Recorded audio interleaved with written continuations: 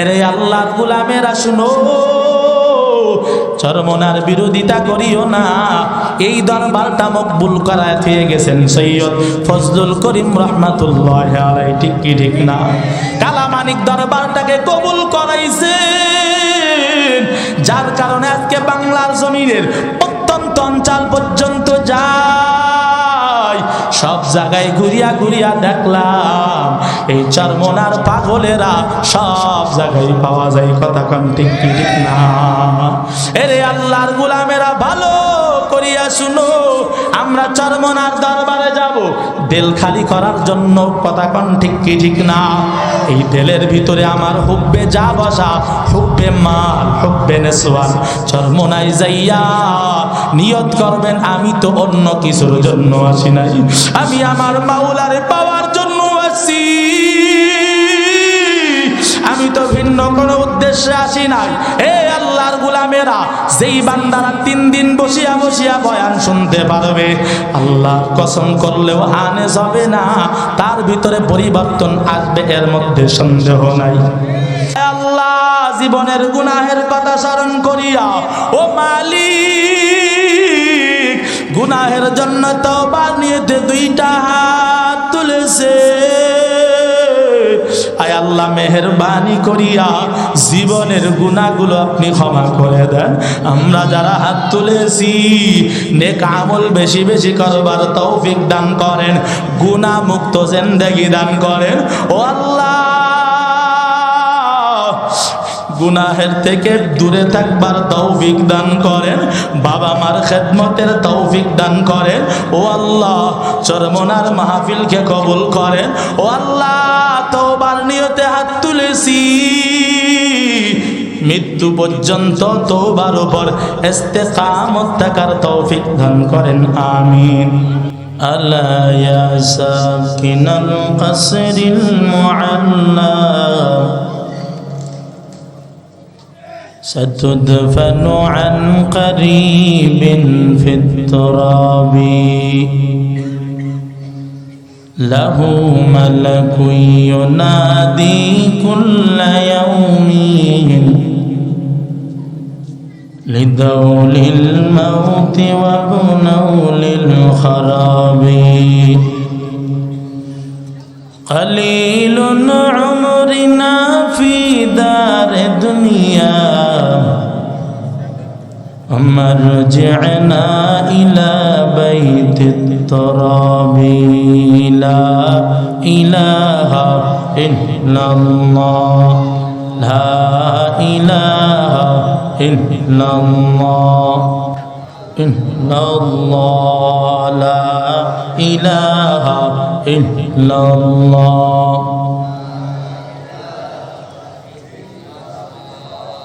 ये दुनियाय কেহ তোমার আপনা, আপন বলতে শুধুই তোমার খোঁজনা। কথা বলেন ঠিক কিনা? ये দুনিয়ায় কেহ তোমার আপনা, আপন বলতে শুধুই আমার খোঁজনা। কে সে জন বলো হে মুমিন বলো না, मोमिन जो फिदा नक्शे काफी पाए नबी हो,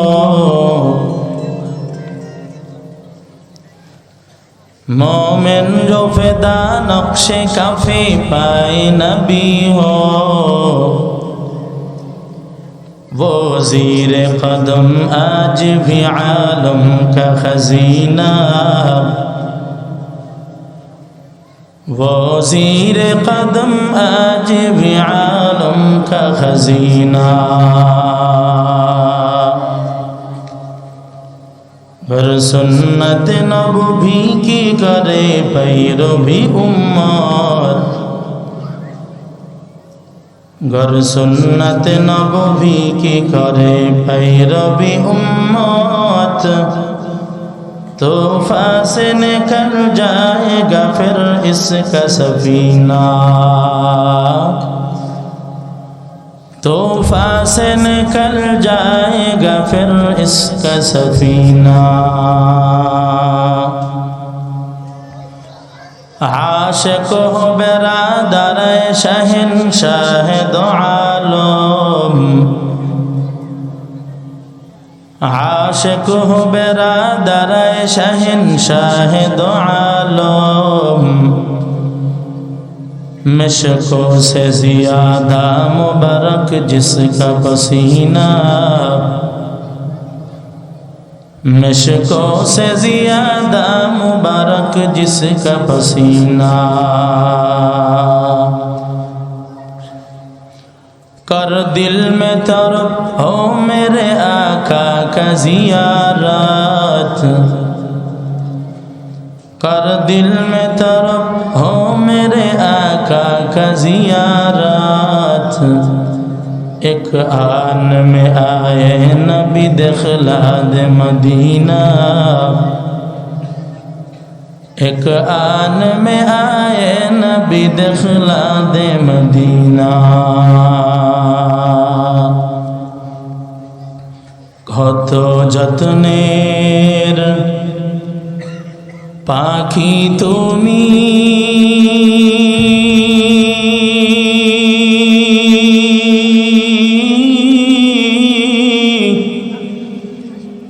কাজল বারণ টিয়া,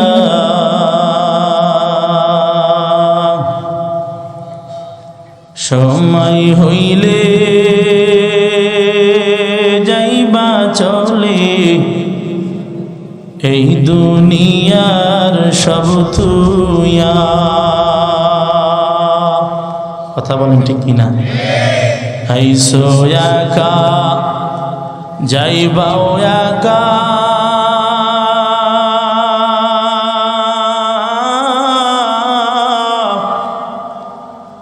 সঙ্গে কেহ যাবে না।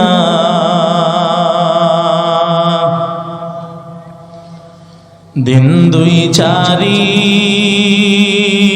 কেন্দে সবে, কেউ তো ফিরে যাইবে না। কত আদর করত তোমার,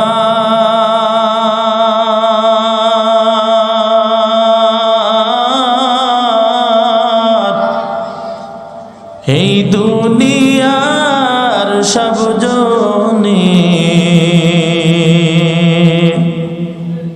সবাই মিলিয়া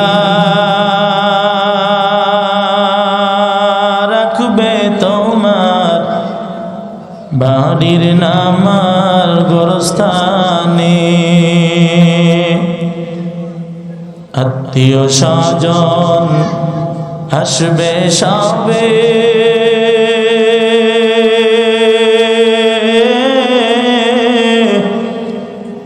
দেখিতে তোমার লাশ, সাজাইতে তোমার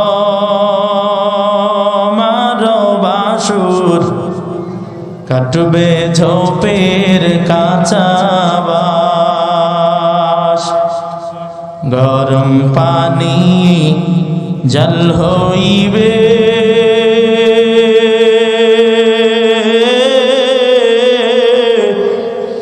ওরে গোসলের লাগিয়া, রাজা বাদশাহ ধনী গরিব কোথায় যাইবা ভাগিয়া। দাদা গেল বাবা গেল,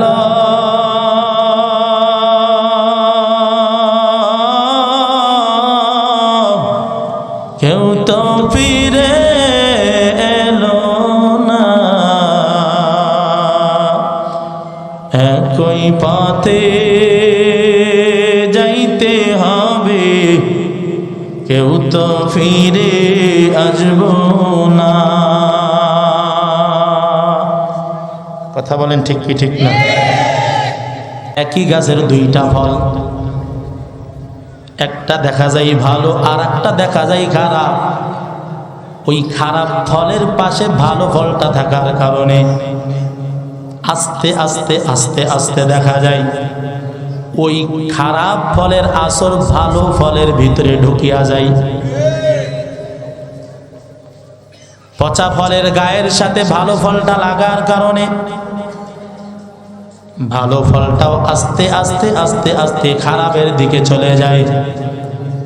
ঠিক তদানীন্তন ভাবে এই জমিনের ভিতরে যারা খারাপ মানুষ, বেপরদাওয়ালা, গান বাজনা শুননেওয়ালা, বিড়ি মদ পান করনেওয়ালা, মিথ্যা বলনেওয়ালা, এদের সাথে যদি কোনো মানুষ চলাচল করে ওই মানুষটার ভিতরেও খারাপ আসর চলে যায়। আর ভালো মানুষের সাথে চলতে চলতে চলতে চলতে এমন অবস্থা হয় ওই মানুষটা আগে বিড়ি পান করত, আগে চা পান করত, খারাপ আড্ডায় গিয়ে বসত। চা পান করা খারাপ না, বিড়ি পান করা, মদ পান করা, এরে আল্লাহর গোলাম, মিথ্যা বলা, এইগুলা সব খারাপ কাজ। এই খারাপ কাজ যারা করত তাদের সাথে চলতো, কিন্তু হঠাৎ কইরা মনটা একটু ঘুরিয়া মসজিদের দিকে গেছে। জুমার বয়ান শুনছি, জুমার বয়ান শোনার পর মনটা চেঞ্জ হয়ে গেছে, মনটা খারাপ কাজ থেকে ঘুরিয়া ভালো কাজের দিকে এসে গেছে।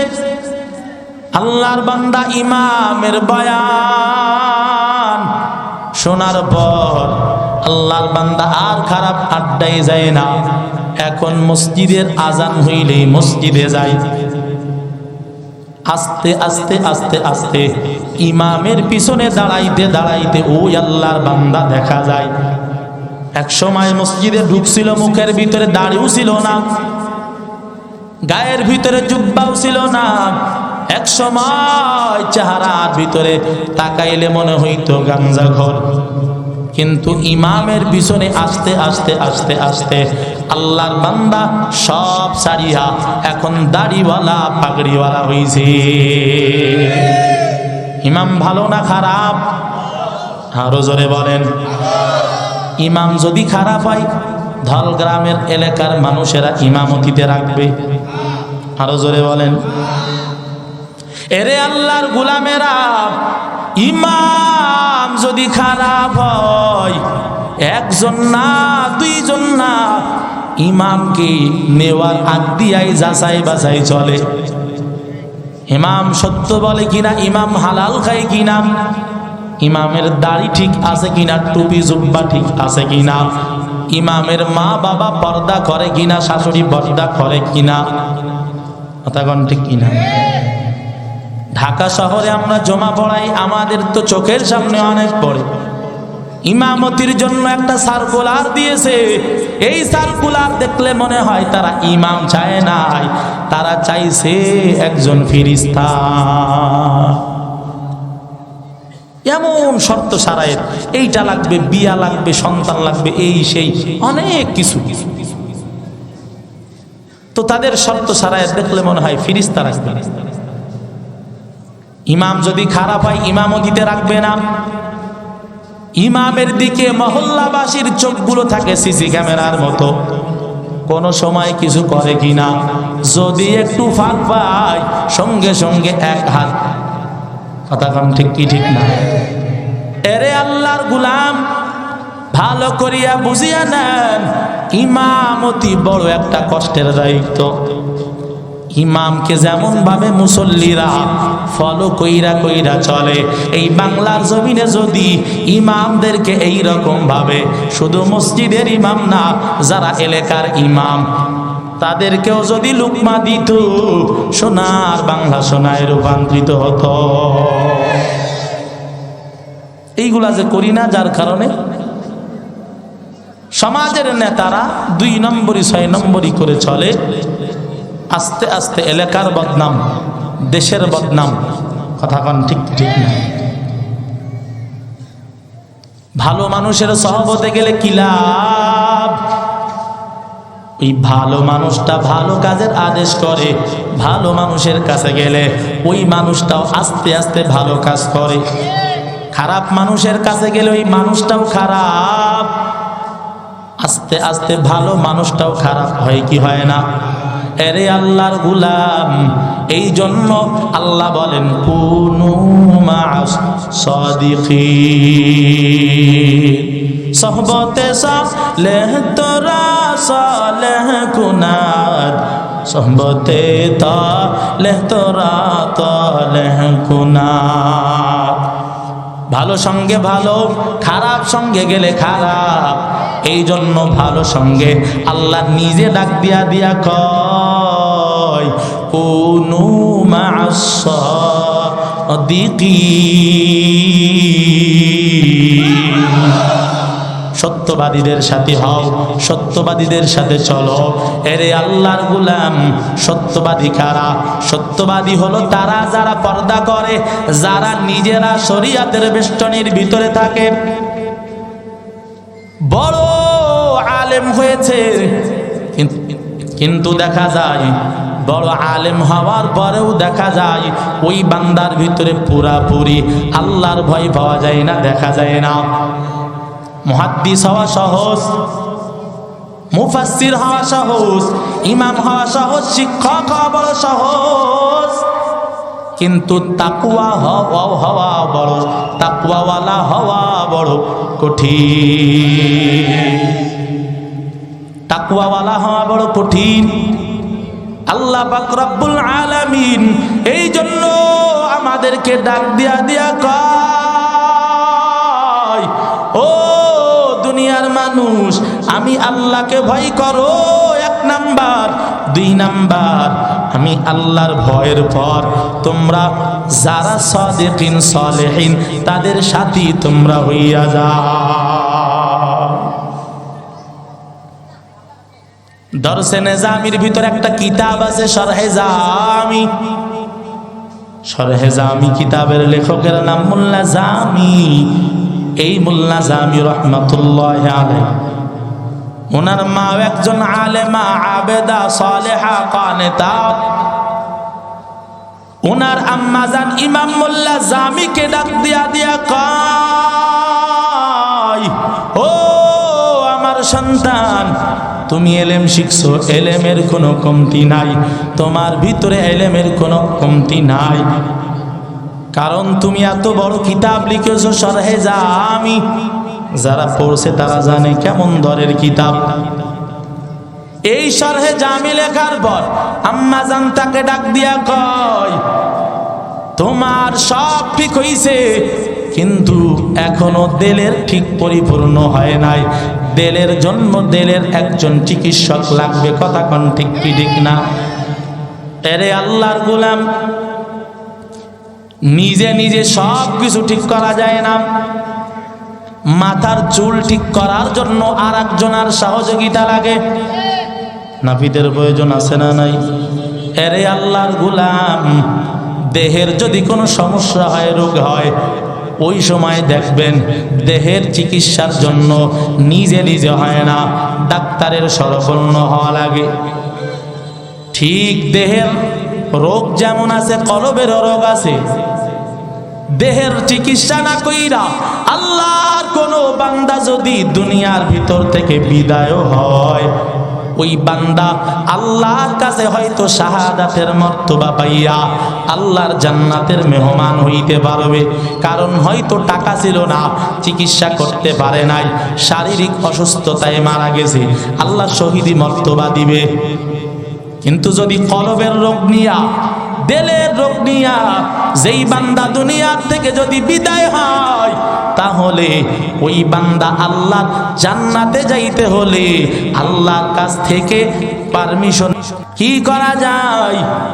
এক পর্যায়ে মসজিদের বারান্দায় একটা ইটা মাথায় দিয়া আল্লাহর বান্দা নিয়ত করছে, মসজিদের বারান্দায় রাতটা কাটাইয়া দেই, সকাল যখন হবে আবার সামনের দিকে আর একজনের সন্ধান পাইলাম, তার কাছে যাব। মোল্লা জামি রহমাতুল্লাহ আলাই এক পর্যায়ে ওই মসজিদের বারান্দায় যখন ইটা মাথায় দিয়া ঘুমাইয়া গেছে, ঘুমাইয়া যাওয়ার পর হঠাৎ কইরা স্বপ্নে যুগে দেখতেছে কিয়ামত কায়েম হয়ে গেছে, কিয়ামত কায়েম হয়ে গেছে, সব মানুষের বিচার চলতেছে, বিচার। হঠাৎ কইরা আল্লাহ মোল্লা জামিকে ডাক দিছে, ও মোল্লা জামি আসো, আমার কাছে আসো, আমল নামার মিজানের পালায় এখন ওজন দেওয়া হবে। মোল্লা জামি ওই মিজানের পালার কাছেই দাঁড়াইয়া যখন ঘুমের ঘরে দেখতেছে দাঁড়াইয়া আছে আল্লাহ মিজানের পালায় আমল নামা দিছে, আমল নামা হালকা হয়ে গেছে। কি ব্যাপার? আমল নামা হালকা হয়ে গেল, এখন কি করা যাবে? আল্লাহর বান্দা বড় পেরেশান, কারণ আমল নামা যদি হালকা হইয়া যায় ওই বান্দার ঠিকানা কিন্তু জান্নাত হবে না, ওর ঠিকানা কিন্তু কোথায়? জাহান্নাম হইয়া যাবে। আমল নামা হালকা হয়ে গেল। মোল্লা জামি মাথাটা নিচের দিকে দিয়া টেনশনে পড়িয়া গেল, এখন আমার কি উপায় হবে? এখন আমার কি উপায় হবে? এমন টেনশনে যখন মোল্লা জামি পড়িয়া গেল,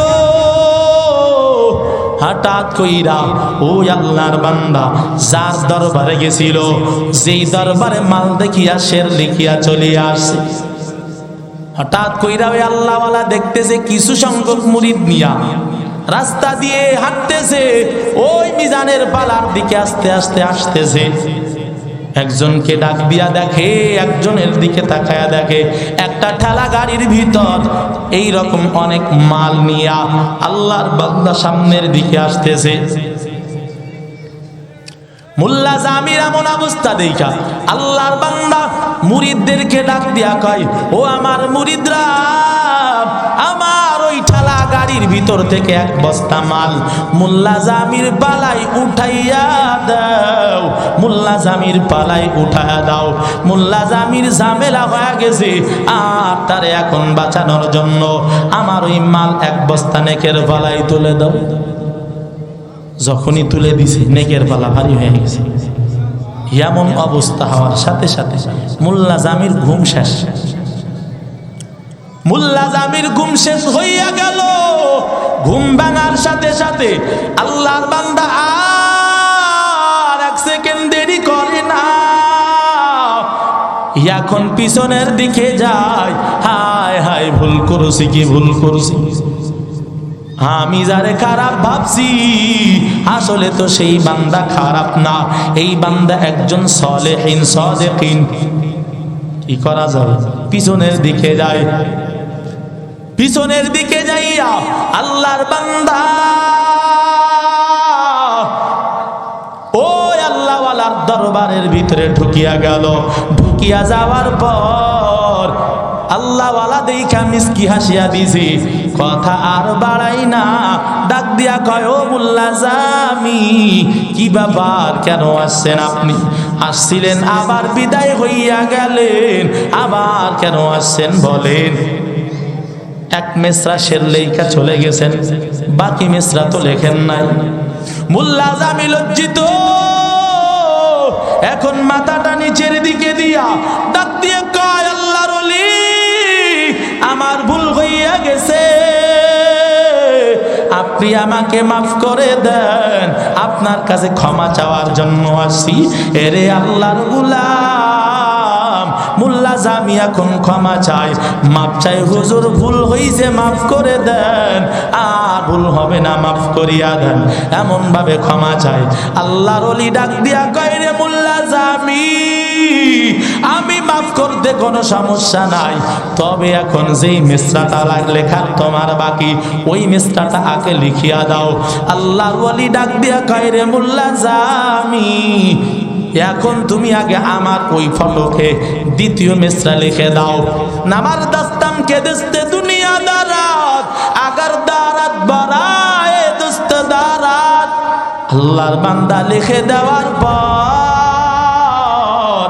মোল্লা জামিকে ডাক দিয়া কয়, রে মোল্লা জামি, চলো আমার সাথে, তোমারে নিয়ে আমি সফর করব। কি করবে? তোমাকে নিয়ে সফরে বের হয়ে গেছে। দীর্ঘ পথ প্রায় 10 মাইল চলে গেছে। মোল্লা জামির চেহারার ভিতরে পারিশান্য ভাব, চেহারার ভিতরে পেরেশানের ছাপ দেখা যায়। ও আল্লাহর ওলি ডাক দিয়া কয়, হে মোল্লা জামি, কি ব্যাপার, আপনার চেহারার ভিতরে কেন পেরেশানির ভাব দেখা যায়?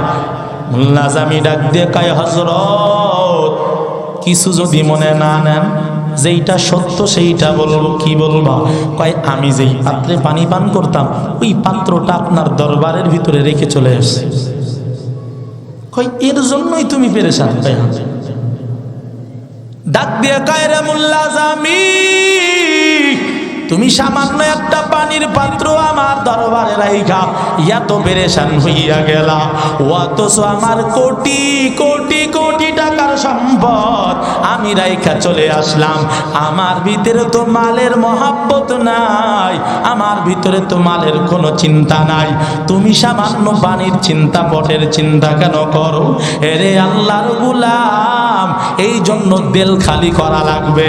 দিলের ভিতরে যদি মালের মহাব্বত থাকে, ওই ব্যক্তি আল্লাহওয়ালা হতে পারে না। তবে যার ভিতরে মালের মহাব্বত নাই, যার ভিতরে টাকার মহাব্বত নাই, যার ভিতরে গাড়ি বাড়ির মহাব্বত নাই, যার ভিতরে হুব্বে নিসওয়ান নাই, এই বান্দা তো ওলিয়ে কামেল, তার বিরুদ্ধে কথা বলা যাবে না। এরে আল্লাহর গোলাম, এখানে যারা বাসা সবাই তো ওলি আল্লাহ ভক্ত না। তবে আমি যেই ওলিদের পক্ষে কথা বলি, কেউ কোনোদিন ভণ্ড প্রমাণ করতে পারবে না, ঠিক কি না? এরে আল্লাহর গোলাম, চরমনার দরবারে যাও, চরমনার দরবারে যাইয়া দেখো কত আল্লাহর বান্দা যায়। জীবনের মোড়টা ঘুরিয়া গেল, 3 দিনের বয়ান শুই না, কথা কোন ঠিক কি ঠিক না? আগে গাঞ্জা খাইতো, আগে খারাপ কাজ করতো, চরমনাই থেকে আসার পর আর খারাপ কাজে যাই না, আর খারাপ কাজ করে না। এরে আল্লাহর গোলাম, অনেক এমন মাস্তানের চেহারা আমার সামনে আছে, যারা চরমনাই যাওয়ার আগে, কথার আগে হাত চলতো, চরমনাই থেকে আসার পর চোখের ভিতরে পানি, আল্লাহর বান্দা গায়ের ভিতরে জুব্বা নিয়া, হাতের ভিতরে তসবিহ নিয়া এতদিন দুনিয়ার পিছনে ছুটতো, আর এখন মসজিদে দৌড়ায়। আছে না? না, ভালো করে বুঝবেন। বলখের বাদশা ইব্রাহিম ইবনে আদম, আমি শুনছেন না শুনেন নাই?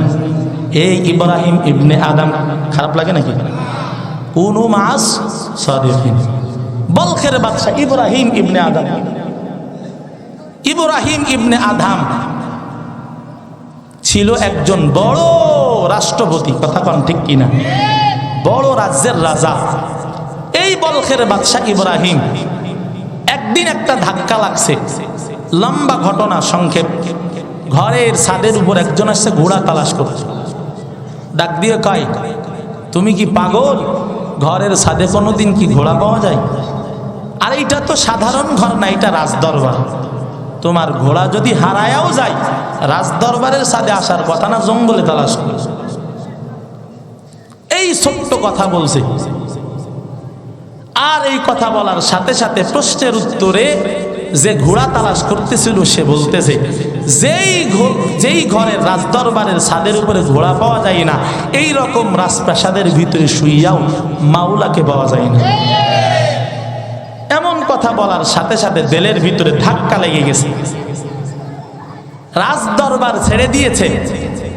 এতদিন পর্যন্ত রাজ্যের প্রহরীরাও পর্যন্ত কথা শুনতো, আবার শুনতো না।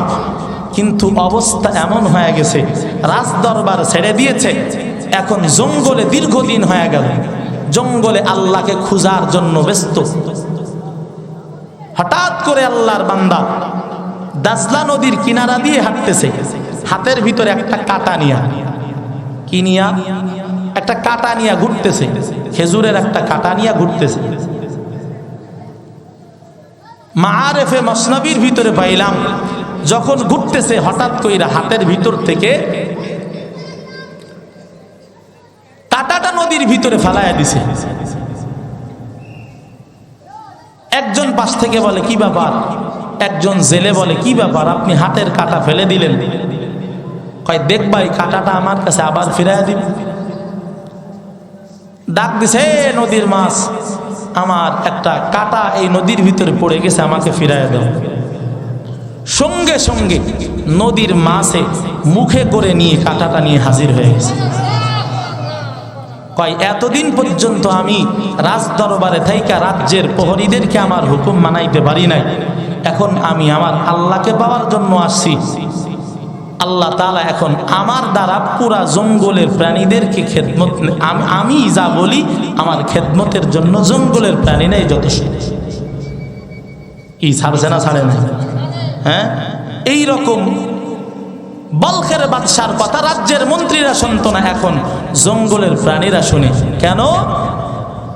দেল খালি কইরা দেলের ভিতরে আল্লাহ বসাইতে পারছে। কথা কোন ঠিক কি ঠিক না? এখন রাজ্যের মানুষেরা কয় হায় হায় আমাদের বাদশা ছিল কি, এখন বাদশা পাগল হয়ে গেছে।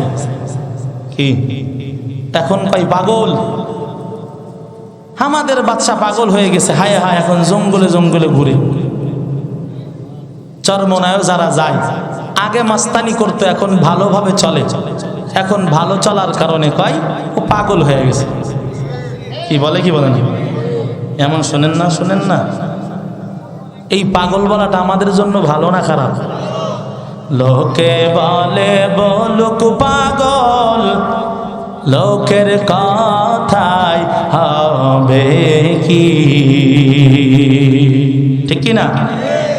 লোকে বলে বলুক পাগল, লোকের কথায় হবে কি। আমি ঝাঁপ দিয়েছি মাওলার প্রেম সাগরে,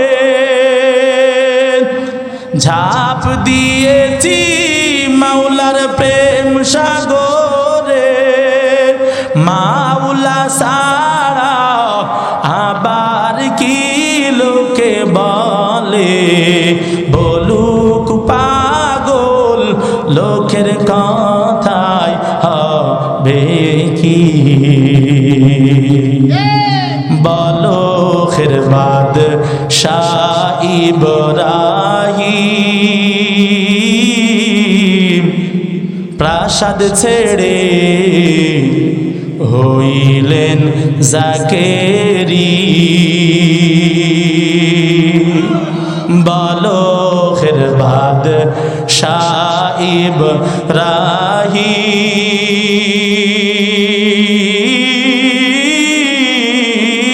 ইব্রাহিম প্রাসাদ ছেড়ে হইলেন জাকেরি।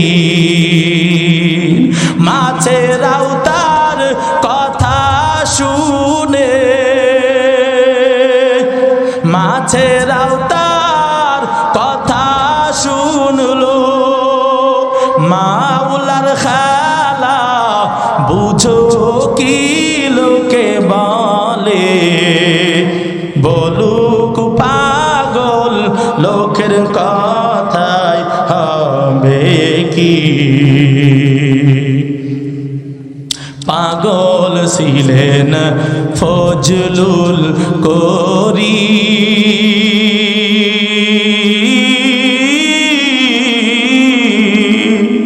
মাওলার প্রেমে হইলেন বিলি। পাগল ছিলেন ফজলুল করি,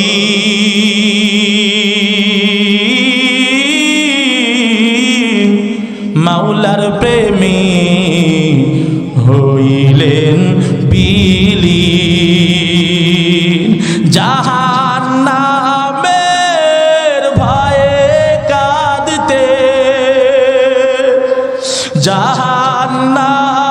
জাহান্নামের ভয়ে কাঁদতেন, সকাল দুপুর রজনী লোকে বলে, বলুক পাগল লোকের কথায় হবে কি। কথা বলেন ঠিক কি ঠিক না? পাগল বলুক, এটা আমাদের কোনো ক্ষতি আছে নাকি? কোনো ক্ষতি নাই। এই জন্য বলখের বাদশাকেও কলব খালি করার জন্য রাস্তায় নামার কারণে পাগল বলছে না? বলে না? বলছে না? আমাদেরকেও বলবে, এতে কোনো দুঃখ নাই। চরমোনাই কেন যাই আমরা? যাওয়ার মাকসাদ আছে না? কিসের জন্য যান? চর দেখতে যান, নদী দেখতে যান, কি খাওয়া দাওয়া সফর হবে এই জন্য যান? যদি এই জন্যই যান, আমি বলবো 1000 বার যাবে, কোনো পরিবর্তন আশা করা যায় না। তবে যদি এই নিয়তে যায় যে আমি চরমোনার ময়দানে যাব দেল খালি করার জন্য,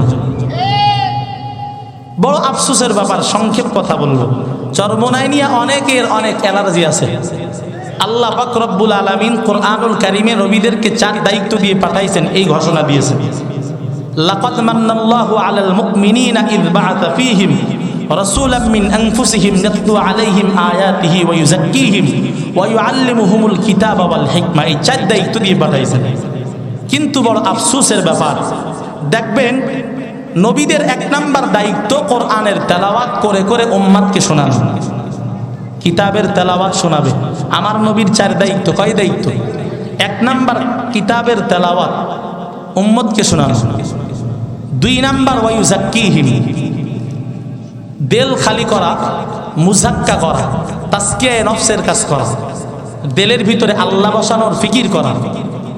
এই কাজ কিন্তু বড় আফসোসের ব্যাপার, যারা এই রকম ভাবে চরমোনায় যায়, এরা সবথেকে কি সর্বোচ্চ হয়তো ইল্লাল্লাহ জিকির করে। তো ইল্লাল্লাহর জিকিরটা কি? এটা চরমোনাই ওয়ালারা বানাইছে নাকি রশিদ আহমদ গঙ্গোহী করছে? কথা বলেন। এই জিকির হাজী এমদাদুল্লাহ মহাজের মক্কি করে নাই? করছে? সবাই বলেন না কেন? করছে? চরমোনার হুজুররা বানাইছে নাকি ইল্লাল্লাহ জিকির? এই ইল্লাল্লাহ নিয়ে যত ঝামেলা। কেন ঝামেলা? সব থেকে বড় ঝামেলার একটা কারণ বলতেছি, ইনসাফ নাই। কি নাই? ইনসাফ নাই। ওই কথায় বলে না, 1 চোখ কানা, ও 2টা ভালো চোখে দেখবে। হ্যাঁ, যার 1 চোখ কানা ও তো একটাই দেখবে, 2টা দেখবে না। আল্লাহ যে নবীদেরকে 4 দায়িত্ব, আমার নবীকে 4 দায়িত্ব দিয়েছে। 1 নাম্বার দায়িত্ব কোরআনের তেলাওয়াত। এই কোরআনের তেলাওয়াত করার জন্য কারি সাহেবগণ আছে না? কারি সাহেবরা কোরআনের তেলাওয়াত শুদ্ধ করার জন্য 18টা সিফত বানাইছে। কয়টা? জোরে বলেন, কয়টা? 18টা সিফত বানাইছে। 17টা মাখরাজ বানাইছে। কয়টা?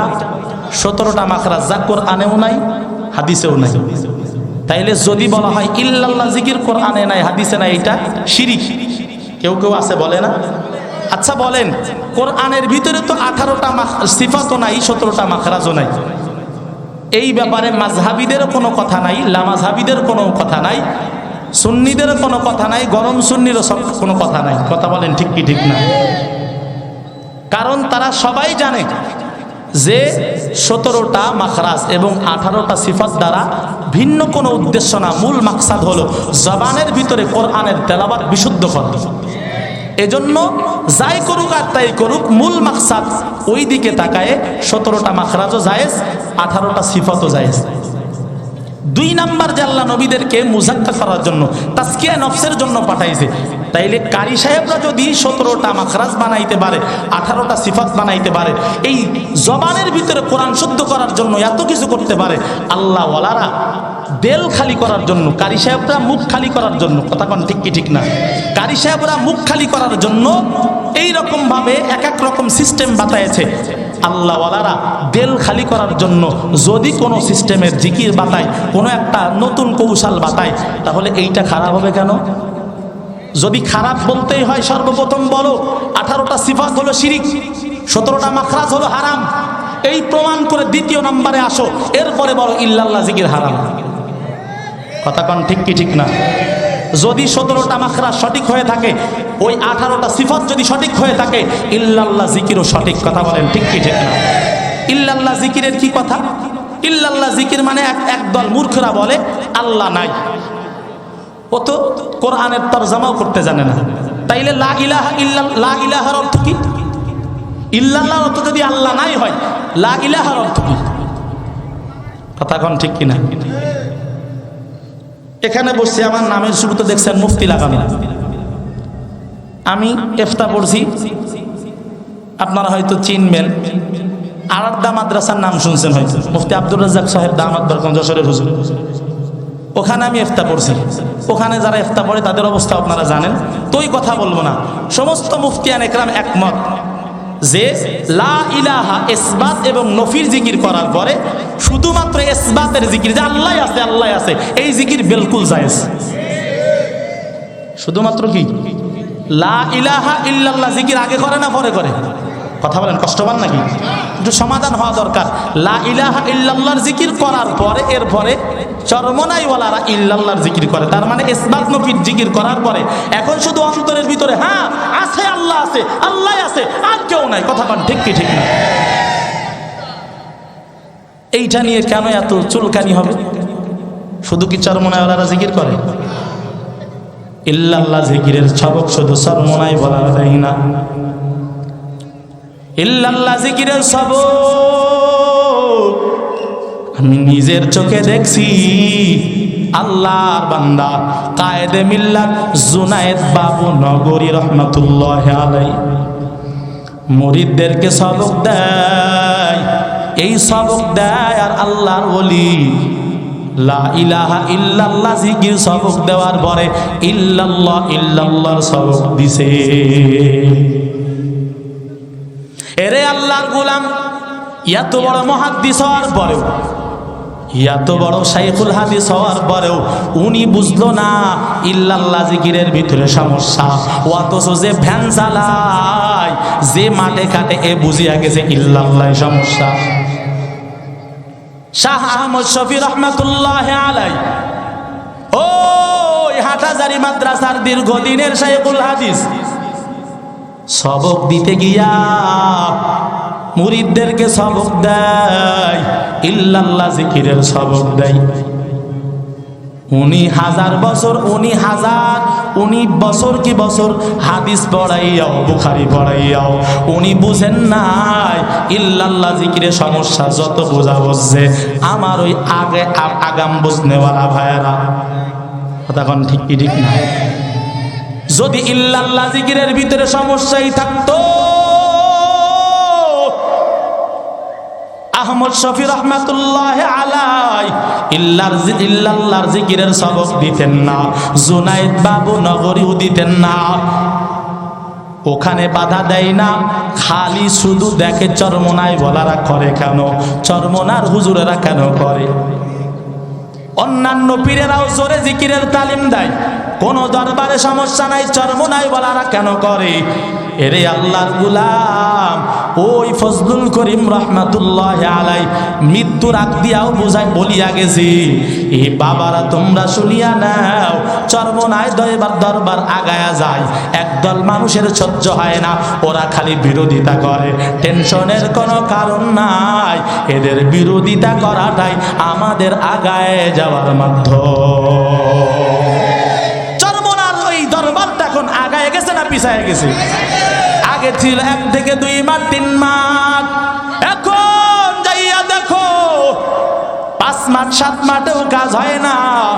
এরে আল্লাহর গোলামেরা, তবে চরমনায় এমন একটা দরবার, এই রকম দরবার বাংলাদেশে যদি হাতে গোনা হয়, এই রকম দ্বিতীয় দরবার আর পাওয়া যায় না। ঠিক কি ঠিক না?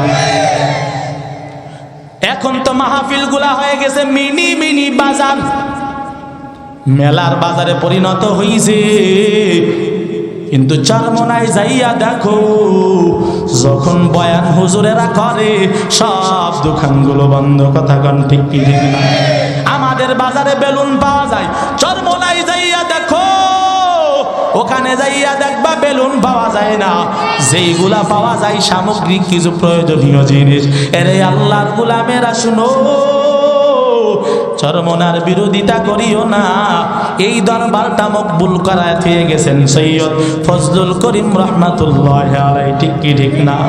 কালামানিক দরবারটাকে কবুল করাইছেন, যার কারণে আজকে বাংলার জমিনের প্রত্যন্ত অঞ্চল পর্যন্ত যায় সব জায়গায় ঘুরিয়া ঘুরিয়া দেখলাম এই চরমনার পাগলেরা সব জায়গায় পাওয়া যায়। কথা কন ঠিক কি ঠিক না? এরে আল্লাহর গোলামেরা ভালো করিয়া শুনো, আমরা চরমনার দরবারে যাব দিল খালি করার জন্য। কথা কন ঠিক কি ঠিক না?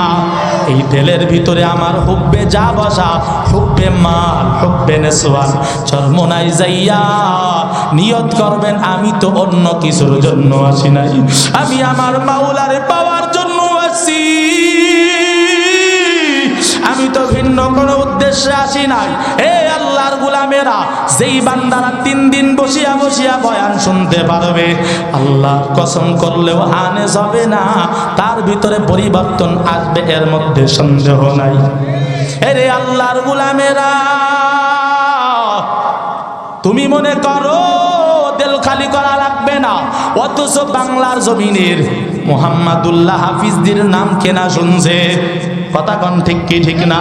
মুহাম্মাদুল্লাহ হাফিজদের নাম শুনছেন না শুনেন নাই? আরো জোরে বলেন।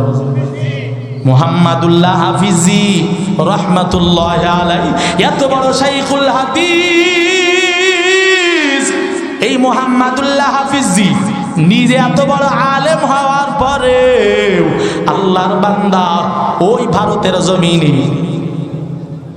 শাহ আশরাফ আলী ফারুকি থানবীর দরবারে যাতায়াত করতেন দিল খালি করার জন্য, দিলের ভিতরে আল্লাহ বসানোর জন্য। ওই সুদূর ভারতের জমিনে যাইতেন মুহাম্মাদুল্লাহ হাফিজি। মুহাম্মাদুল্লাহ হাফিজি রহমাতুল্লাহি আলাইহি একদিন শায়েখের দরবারে আশরাফ আলী থানবীর দরবারের দিকে রওনা দিয়া যখন গেছে, যাইতে যাইতে অনেক রাত হয়ে গেছে। এরে আল্লাহর বান্দা, কোনো কিছুর জন্য না, টাকার জন্য, গাড়ি বাড়ির জন্য না, শুধুমাত্র দিলটা খালি কইরা আল্লাহর জিকির বসানোর জন্য, আল্লাহকে বসানোর জন্য। এত বড় আলেম হওয়ার পরেও আর একজনের কাছে গেছে। আশরাফ আলী থানবীর দরওয়াজায় যখন হাজির হওয়ার পর দীর্ঘ রাত হয়ে গেছে, রাত গভীর থেকে গভীর হইয়া গেছে। এখন শায়েখ তো ঘুমায়া গেছে, ডাকলেও তো উঠবে না, কোথায় যাব, কি এখন করব?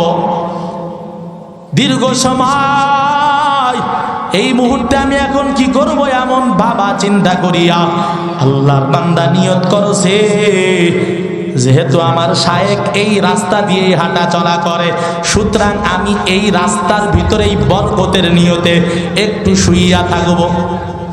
শায়েখ যখন উঠবে এই রাস্তা দিয়েই তো মসজিদে যাবে, আমাকে ডাক দিয়া মসজিদে নিবে।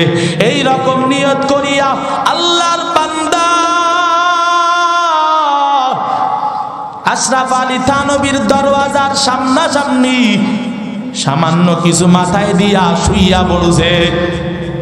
আল্লাহর বান্দা আশরাফ আলী থানবী রাত্রে উইটা তাহাজ্জুদ পড়িয়া ফজরের আজান যখন কানে আসে, সঙ্গে সঙ্গে দরওয়াজা খুলিয়া আল্লাহর ঘরের দিকে রওনা, আল্লাহর ঘরের দিকে যায়। আশরাফ আলী থানবী ঘরের দরওয়াজা খুলিয়া যখন বিসমিল্লাহ বলিয়া পা সামনে বাড়াইছে,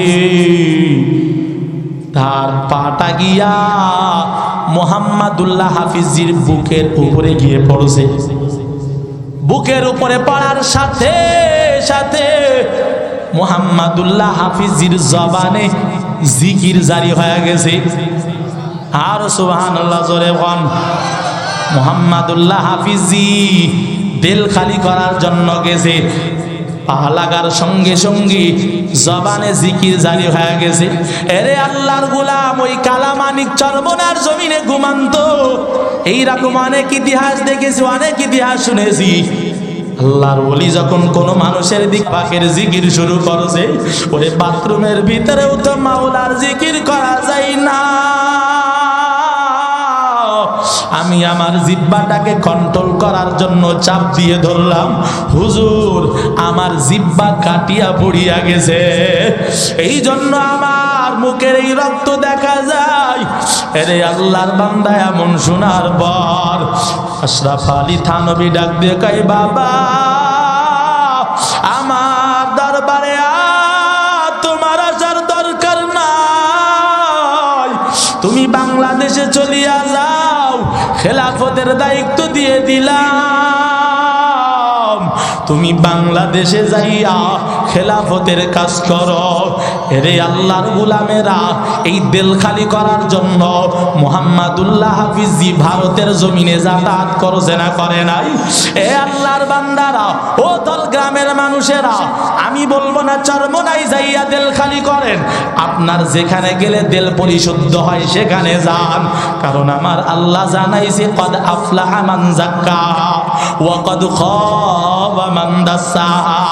আল্লাহর দরবারে পরিশুদ্ধ দিল নিয়ে যারা যাবে, আল্লাহর দরবারে তারা সফল কাম হইয়া যাবে। আর যারা দিল পরিশুদ্ধ না কইরা ওই কবরে যাবে, তারা মুসিবতে পইড়া যাবে, বিপদে গ্রেফতার হয়ে যাবে। এরে আল্লাহর গোলামেরা, কুতুবুল আলম সৈয়দ ফজলুল করিম বারবার বলতেন, ও বাবারা আমার দরবারে যারা আসো, 1 বছর 2 বছর হয়ে যায় এখনো ঘর থেকে টিভি নামাইতে পারো নাই, আমার যারা এখানে আসো এখনো বিবিরে পর্দায় ঢুকাইতে পারো নাই, যারা এখনো পর্যন্ত হালাল ধরতে পারো নাই, আমার দরবারে আর আসিও না, অন্য কোন পীরের দরবারে যাইও, এরপরেও নিজের অন্তর পরিশুদ্ধ কইরা মাওলার কবরে যাও, কারণ আমার আল্লাহর কাছে যদি পরিশুদ্ধ আত্মা না নিয়ে যাও, এই আল্লাহর বান্দার কোনো লাভ কিন্তু হবে না। এরে আল্লাহর বান্দারা, এই জন্য আমরা যারা ওখানে যাই, ওই চরমনাইওয়ালারা পীরের ব্যবসা করে না, বরং ফিরায় দেয়, ফিরে যাও ফিরে যাও। এরে আল্লাহর গোলামেরা, 3 দিন থাকবেন, 5 দিন 7 দিন থাকবেন, কোন নারী কেউ চেহারা কেউ দেখতে পারে নাই। এরে আল্লাহর গোলামেরা, এই জন্য আপনাদেরকে দাওয়াত দিয়ে যায়, আগামী 19, 20, 21 চরমনার ফাল্গুনের মাহফিল, ওই চরমনায় যাই একবার দেখে, আশা করা যায় দিল পরিবর্তন হইতেও পারে। কথা কন ঠিক কি ঠিক না? এরে পর্দার অন্তরালার মা বোনেরা, আল্লাহর ভয় অন্তরে ঢুকাও, আল্লাহর ভয় অন্তরে ঢুকাও, আল্লাহর ভয় অন্তরে ঢুকাইয়া সামনের দিকে চলো, আশা করা যায় আল্লাহর কাছে নাজাত পাইতেও পারো। আল্লাহর ভয় যদি অন্তরে থাকতো গুনাহ করতে পারতা না। ও পর্দার অন্তরালার মা বোনেরা, আল্লাহর ভয় যদি অন্তরে থাকতো তাহলে মিথ্যা বলতে পারতেন না, বেপরদা হইয়া মার্কেটে ঘুরতে পারতেন না, আপনার স্বামীর সাথে খারাপ আচরণ করতে পারতেন না।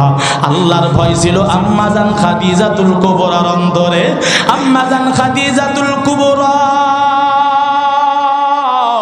রাদিয়াল্লাহু